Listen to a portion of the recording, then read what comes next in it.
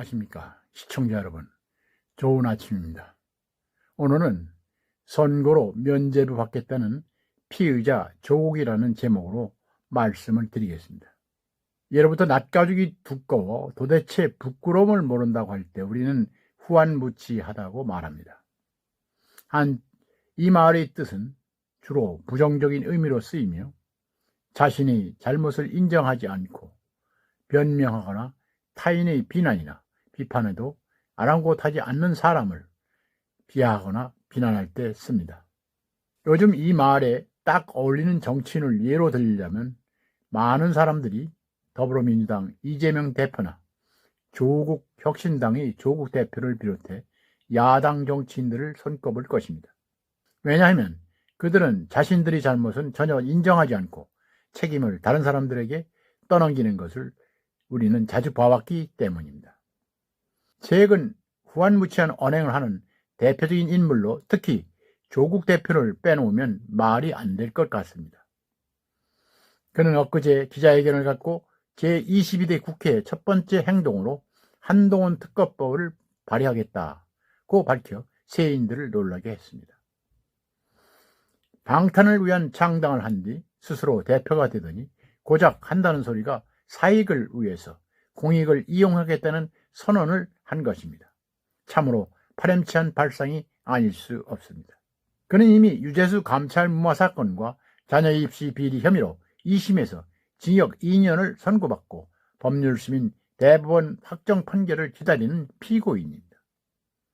당시 법원은 서울대 인턴 증명서의 위조 등 입시 비리 7건 중 6건을 유죄로 인정하면서 진지한 반성을 하지 않는다고 일침을 놓기도 했습니다. 그럼에도 국회의원이 되면 맨 처음 하겠다는 공약이 정치 보복이라니 후안무치 결정판을 보는 듯해서 씁쓸하기만 합니다. 더구나 조국 신당의 영입 인재를 보면 어이없기 짝이 없습니다. 대표인 조국은 2심에서 징역 2년, 현역 의원 영입 1호 황운하 의원은 1심에서 징역 3년을 선고받았습니다. 1호 영입 인재는 음주의 무면허 전과 사범인 신장식 대변인입니다. 이 당의 영입 인재가 되려면 전과는 필수라는 비아냥이 왜 나오는지 알 수 있을 것 같습니다. 오늘날 한국 정치에서 심각한 문제 중 하나는 앞서 예를 든 것처럼 범죄 혐의자들이 선고로 면죄부를 받겠다는 나서는 일입니다. 4년 전에 있었던 제21대 총선부터 돌아다 봅시다. 당시 총선은 선고로 피의자들 면죄부 주기가 성행했었습니다. 그래서 조국 같은 피의자들이 이번 22대 총선에서도 과거 잘못된 버릇을 답습하려고 하는 것입니다. 한국 정치의 앞날이 암울한 이유입니다. 그래서 조국이 이번 총선에서 정치적 면죄부를 받겠다고 생각하는 것은 별로 특이한 일이 아닙니다. 이재명 같은 사람이 민주당에선 얼마든지 찾아볼 수 있기 때문입니다.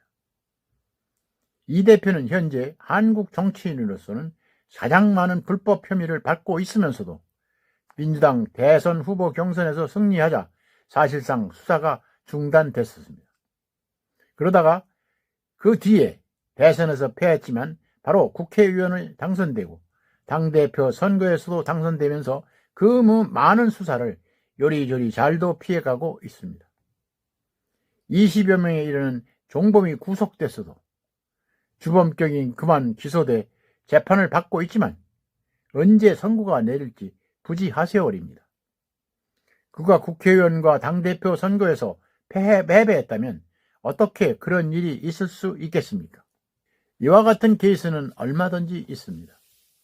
시대의 선거 공작이라는 청와대 울산 선거 개입의 핵심 피의자 중 한 사람인 황운하 씨는 민주당 공천을 받고 당당히 당선됐었고 4년이 지나서야 1심에서 징역 3년의 선고를 받았던 것입니다.